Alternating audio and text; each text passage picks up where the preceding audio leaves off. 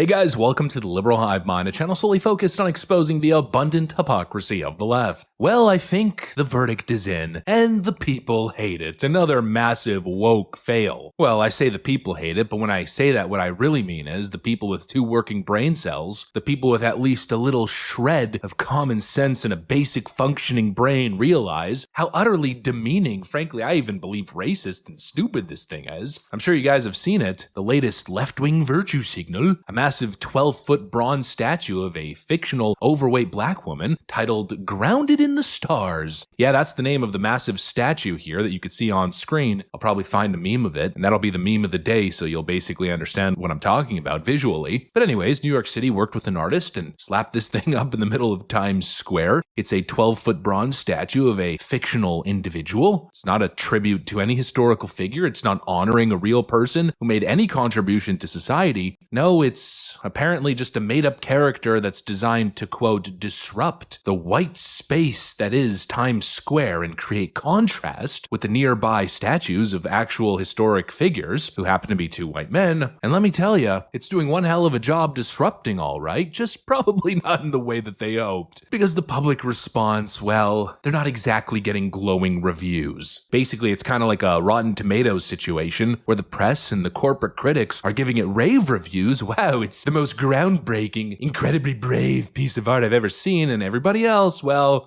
a total frickin' dud. And of course, with good reason. I want to go over some of those good reasons. I want to show you guys a viral clip of people reacting in the streets, and then let me explain why I believe this concept is so horrible and demeaning and just frankly woke and dumb. We got some stuff to get into, so let's roll the tape. All right, folks, so take a look. Who do you think she is?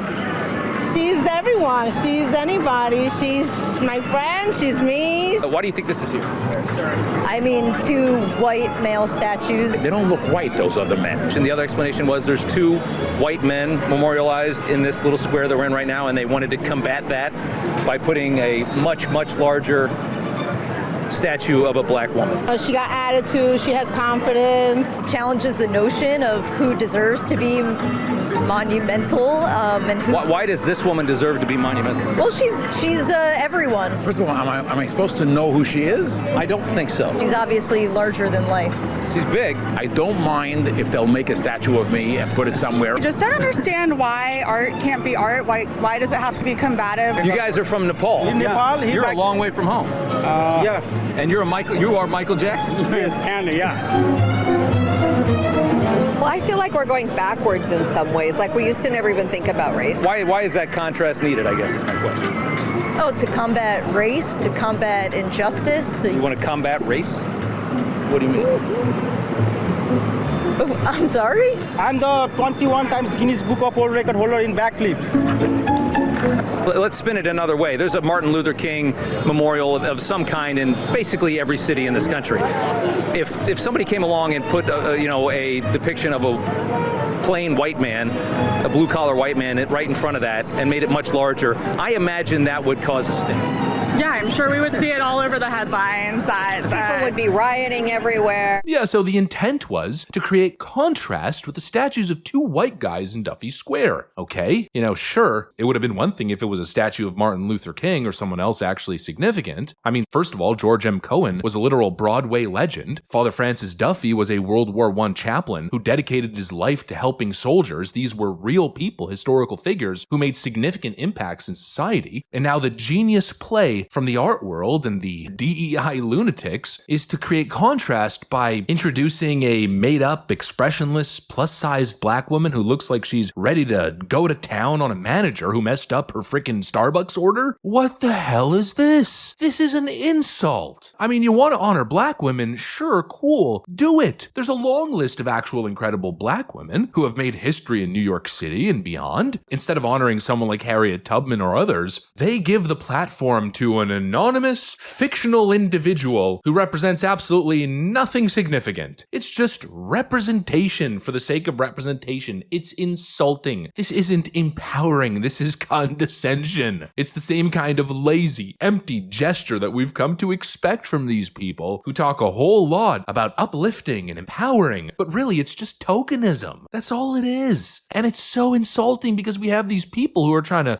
portray this as they're challenging norms. norms, right? We're challenging norms. But then they erect a statue that frankly is just reinforcing the worst stereotypes. It's like this statue was designed in a committee full of white liberal women who are all desperately jumping over each other, all trying to outdo each other, outwoke each other, and this is what they came up with. People hate it, and I don't blame them. I'm seeing people call it cultural regression. This is the representation that black women get, I guess. This is what's to be celebrated. An obese individual with seemingly no other message behind it. I mean, doesn't that feel insulting? Doesn't that feel like it reinforces a harmful stereotype to depict black women as obese? To perpetuate a caricature rather than challenging preconceived notions? Or maybe representing something a little bit more inspiring? I'm so sick of this stuff. I think most people are sick of this stuff. This modern obsession with representation for the sake of representation. Like we're all supposed to clap like trained seals for people who simply check a certain identity box, even if you bring absolutely nothing of value to the table. You know, that's what this Times Square statue is screaming to me. It's a participation trophy. It's not a tribute to somebody who accomplished greatness. It's not a piece of art to inspire others through action, sacrifice, innovation, creation. No, it's just random. I exist in this state. I am a person that fits a box, an identity box, that falls lower on the pyramid of woke oppression. I exist, therefore I'm important. I mean, really, this is the new standard now? Just existing is worthy of celebration? I mean, since when did we stop praising greatness and start worshiping mediocrity wrapped in identity politics? It's insulting, again. And it's not inspiring to the person that it's supposed to be inspiring to. Because it's basically saying, hey, if you fit in this box, you don't really need to do anything or change anything about yourself. You're perfect the way you are. Just keep being you, and you might have a statue one day. There's nothing to aspire to. It's representation for the sake of representation and uplifting just for the sake of uplifting. In other words, it's total condescension. And frankly, I think it's the soft bigotry of low expectation, which I believe is damaging. And this is my problem with leftist ideology, because it's actually not just the race thing, it's also the weight thing. That's another part of this conversation, right? This push to normalize obesity as well. That's another part of this virtue signal. But I don't think there's anything brave about glorifying obesity. It's not inspiring to tell people that they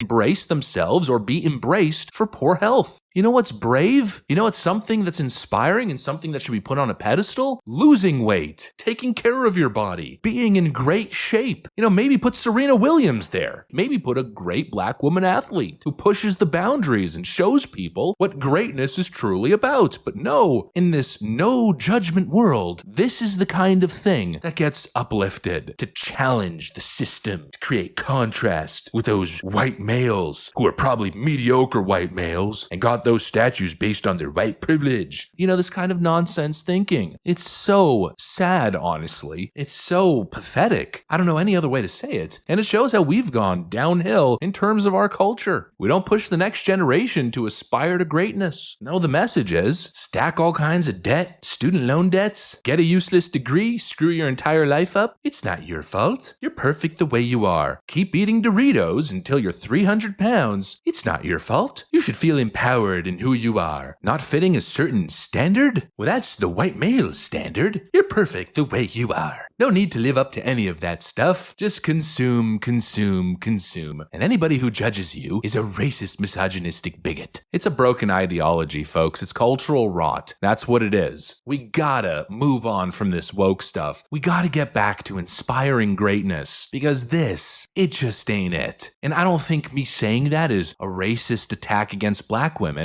I think black women, if anything, should be the most offended by this stuff. It's the soft bigotry of low expectations. It's condescending. It's demeaning. It's pushing harmful stereotypes, and the whole world should be pointing and frankly ridiculing this nonsense. Anyways, that's pretty much what I got for you guys on this one. Hopefully you enjoyed the video. If you did, make sure to leave a like and possibly subscribe. Thanks for watching, and I'll see you on the next one.